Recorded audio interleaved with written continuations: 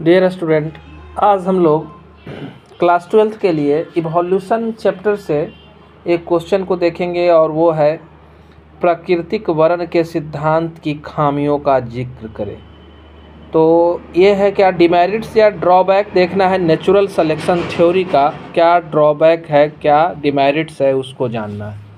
तो हम लोग जानते हैं प्राकृतिक वर्ण का सिद्धांत चार्ल्स डार्विन के द्वारा दिया गया विकासवादी थे, है ना। तो इनकी एक महत्वपूर्ण ये अवधारणा है जो कि विकास पृथ्वी पर जीवों के विकास के संबंध में काफ़ी जानकारी हमें देती है, लेकिन इसकी भी कुछ सीमाएं हैं, जैसे कि यह आनुवांशिक विविधता और अचानक बदलावों को पूरी तरह से स्पष्ट नहीं करता है। आनुवांशिक विविधता का मतलब हुआ कि जीवों के स्तर पर जीन में कितना ज़्यादा विविधता देखने के लिए मिलता है, तो उसके बारे में ये कोई जानकारी नहीं देता है। आखिर जीवों में एकाएक बदलाव कैसे हुआ, एकाएक कैसे पुराने जीव से नेचुरल सिलेक्शन हो रहा है तो धीरे धीरे क्रमबद्ध तरीके से होना चाहिए, अब एकाएक जीवों में बदलाव कैसे आ गया, है ना, ये पूरी तरह से ये स्पष्ट नहीं करता है। प्राकृतिक वर्ण सिद्धांत की मुख्य खामियों को अगर देखा जाए तो इसमें पहला जो है वो आनुवांशिक विविधता है। प्राकृतिक वर्ण का सिद्धांत जो है यह स्पष्ट नहीं करता है कि आनुवांशिक विविधता कैसे उत्पन्न होती है और आनुवांशिक विविधता उत्पन्न होने का कारण क्या है, क्यों, है ना, ये ऐसा हो जाता है।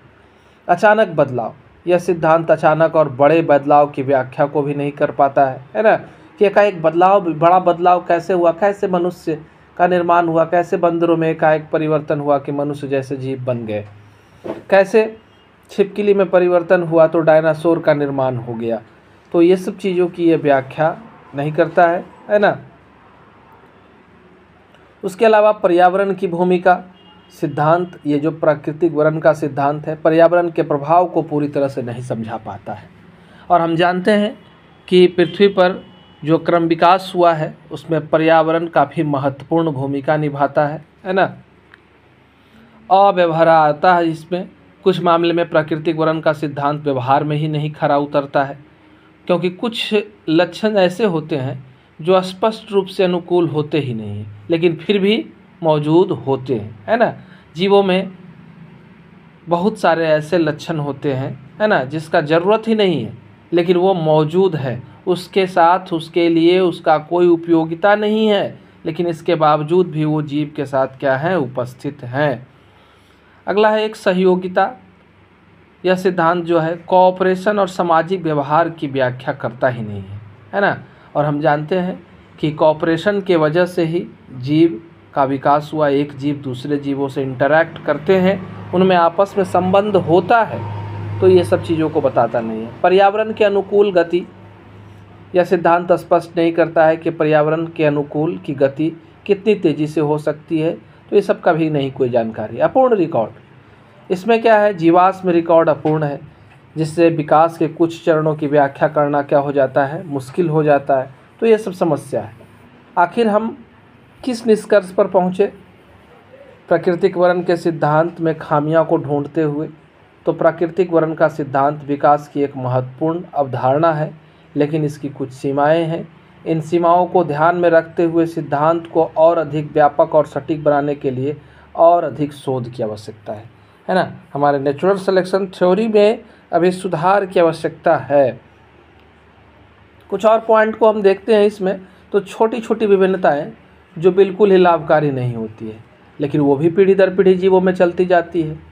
हाथी के दांत, निकले हुए दांत जो है, हिरन के एंटलर, है ना, ये सब अति विकसित अंग है, पीढ़ी दर पीढ़ी जाते रहते हैं, लेकिन उस जीव में उसकी उपयोगिता बिल्कुल शून्य है। तो आखिर ये क्यों अगली पीढ़ी में जा रहे हैं, क्या कारण है कि अगली पीढ़ी में बढ़ते जा रहे हैं?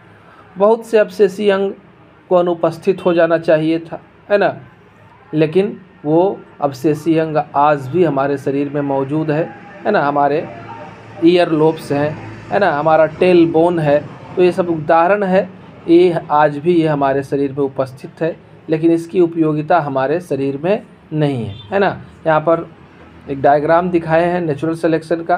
तो नेचुरल सिलेक्शन में क्या देख रहे हैं कि प्रकृति ने सपोर्ट किया जिराफ को, और जिराफ जो ऊपर के पेड़ों के पत्तियों को खाता था, लगातार इसकी गर्दन का विकास होता गया और इसके गर्दन क्या होते लगे, लंबे होते गए। गैलापागोस आइलैंड में हमारे चार्ल्स डार्विन को घूमते हुए कुछ पक्षियाँ दिखाई दिए जिसका नाम डार्विन फिंचेस पड़ा, और सभी पक्षियों के चोंच अलग अलग थे लेकिन उनकी शारीरिक बनावट एक जैसी थी। कारण क्या था, तो वो अलग अलग तरह के भोजन का प्रयोग करते थे जिसके वजह से उनकी चोंच की बनावट में क्या हो गया, बदलाव हो गया। तो ये सब है हमारा नेचुरल सिलेक्शन थ्योरी और उसका ड्रॉबैक।